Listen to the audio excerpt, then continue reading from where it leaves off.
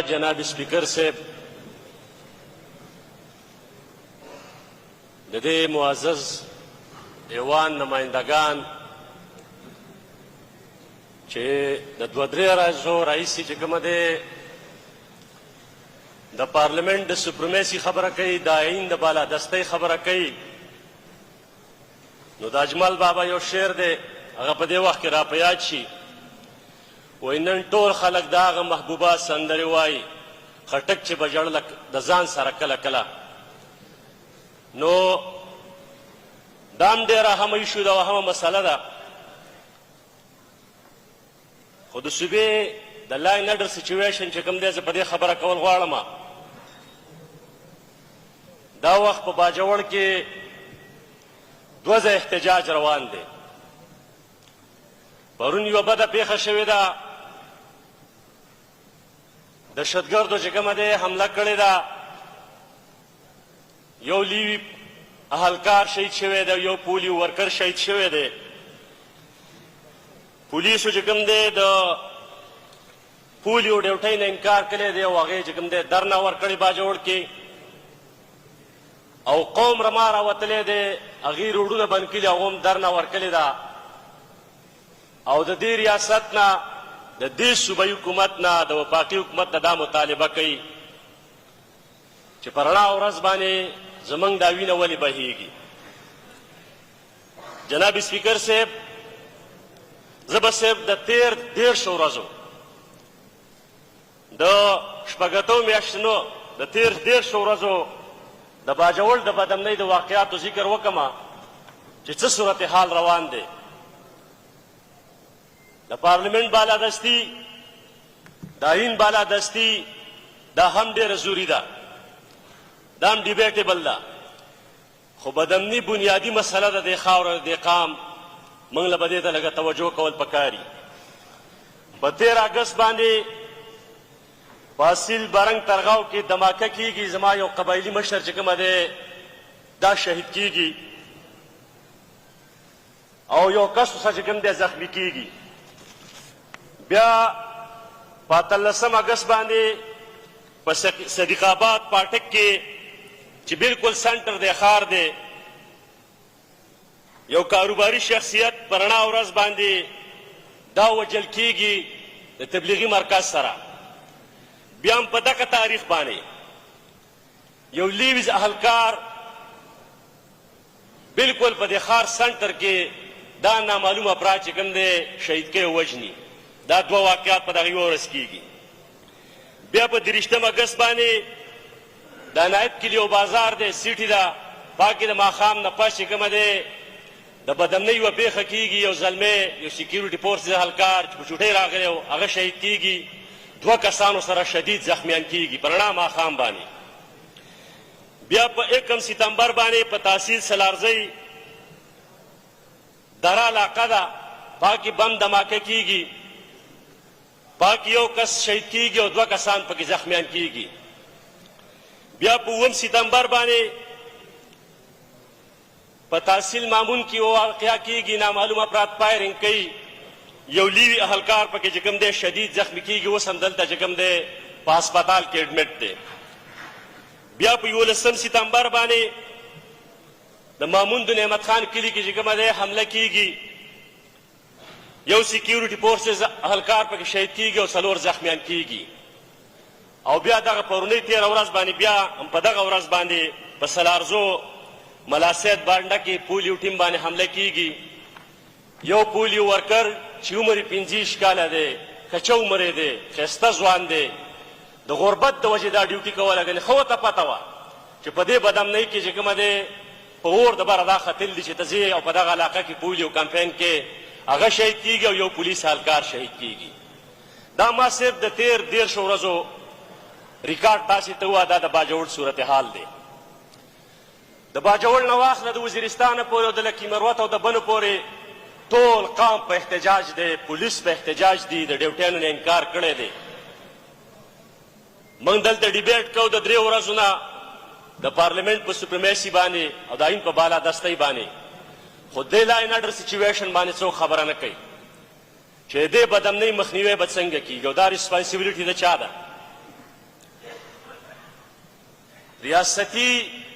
ادارې د دې لپاره اقدامات ولې نه پورته کوي؟ زه نن دلته جناب سپیکر صاحب یو سوال پورته کول غواړم د وزیر صحت صاحب نه هم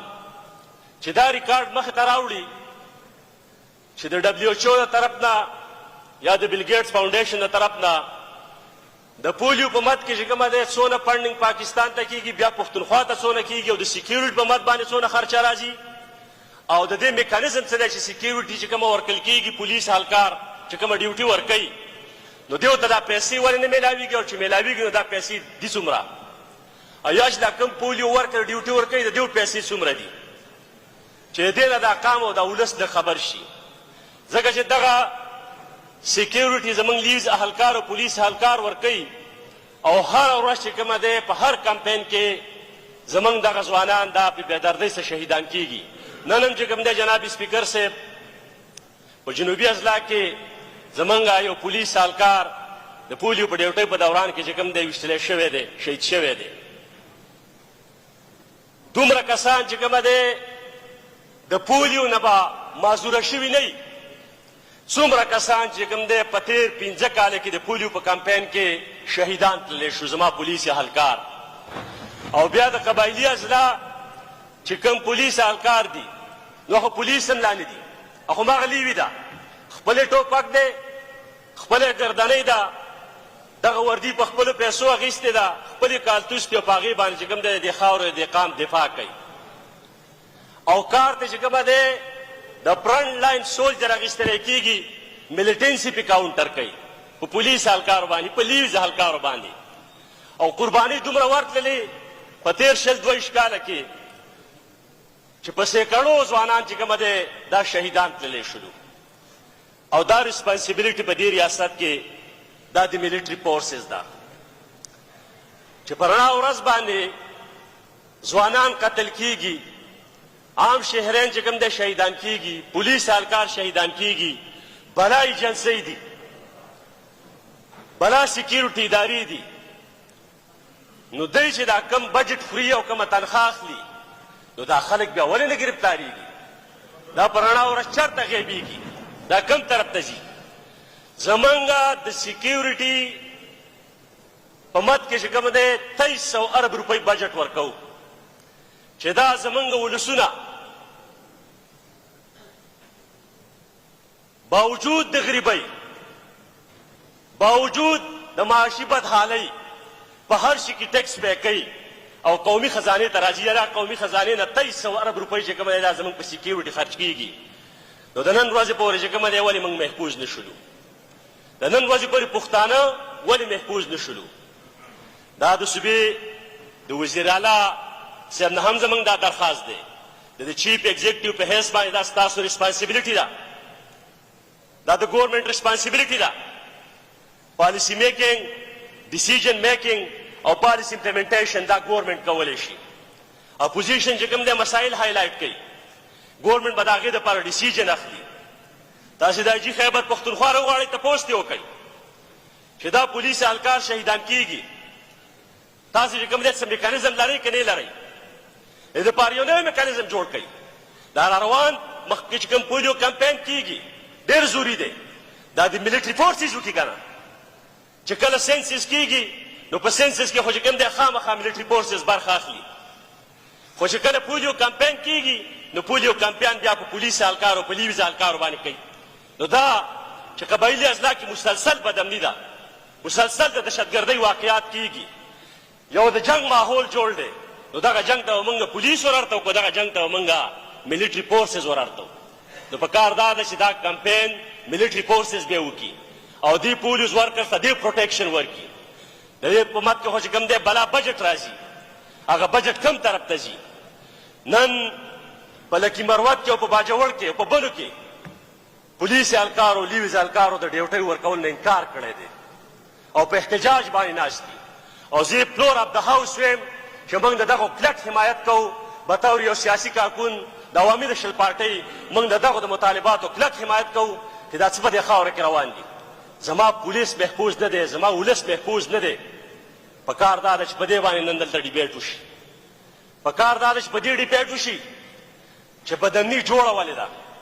بدمني ختمیږي ولې نه او بدمني شروع شوې څنګه وه چې دا تاسې کومه خبره کوئ نن ستا پارلمان یرغمال دی د دې صوبایي اسمبلۍ حیثیت ختم شوی دی د پارلمان چې دغه پوزیشن دی چې موږ وایو چې ربر سټمپ ته جوړ شوی دی که دا صوبایي اسمبلي ده او که نشنل اسمبلي ده ټول اختیارات د اسټیبلشمنټ سره ورسره دي زما داخله او خارجه پالیسي دا د پارلمان تابع پکار ده دا به پارلمان جوړوي نو تاسې په خپل ایمان ووایئ چې نن داخله پالیسي او خارجه پالیسي پارلمان جوړوي که نه بل څوک یې جوړوي او زما خارجه پالیسي ولاړه په څه باندې ده دا نن چې تاسې ځان مظلوم ثابتوئ نو په دا ګناه کې پرون تاسې هم ککړ وئ دا ګناه د ټولو نه شوې ده کله وله یو ولی ورکوي کله وله بل ولی ورکوي دا کار به پرېښودلي که په حقیقت کې په دې ملک کې حقیقي جمهوریت غواړئ د آیین او د قانون بالادستي غواړئ د پارلمان سوپریمیسي غواړئ نو بیا به د خپل زده ونا نه راوتلي بیا به د خپل چور نه خرڅوئ چې زما لیډر داسې او ستا لیډر داسې بیا به د دې قوم سوچ کوئ قوم بار پینو کې خړپېږي او دلته باس موږ نور شروع کړی دی بیا به راپاڅېدلي خپل زده ونا به پرېښودلي او خپل قیادت به په دې مجبوره کولي چې کینې او بلې نوې عمراني معاهدې ته چې کوم دی تیار او د دې دا اختیارات چې کوم دی واخیستي دي په ناجایزه طریقه باندې چې دا چیلنج کو داسې نه ده چې نن دلته موږ فلور اف د هاوس خبره کوو ځکه چې خوږ شوي استو او بیا سبا له موږ ته لږه اشاره راکړي نو بیا دلته خاموش ناستو اول ته ورغلي سو د هغو سره خپل کار سیټ کلی جناب سپیکر صاحب زه د ټول معزز اراکینو نه دا التجا او دا درخواست کومه چې دا کوم صورتحال په دې صوبه کې روان دی په دې باندې لږ غور کول پکار دي دا کومه بدامني ده په دې باندې لږ غور کول پکار دي او په دې ډیبیټ کول پکار دي چې دا بدامنۍ مخنیوی به څنګه کیږي دا شروع کلی چا ده او ختمیږي به څنګه زه خپلې خبرې مختصر کول غواړم د باجوړ عوام د باجوړ پولیس اهلکار چې نن کوم په احتجاج باندې دي صوبایي حکومت له پکار دا ده چې د هغو د دغه سوالونو جوابونه ورکړي او د هغو تسلي وکړي او آی جي پښتونخوا ته چې کوم د هدایات جاري کړي چې دا کومې بدې پیښې شوي دي چې په دې کې څوک هم ککړ دي چې هغه گرفتار کړلی شي او هغه ته سزا ورکړلی شي ډېره زیاته مننه ډېره مهرباني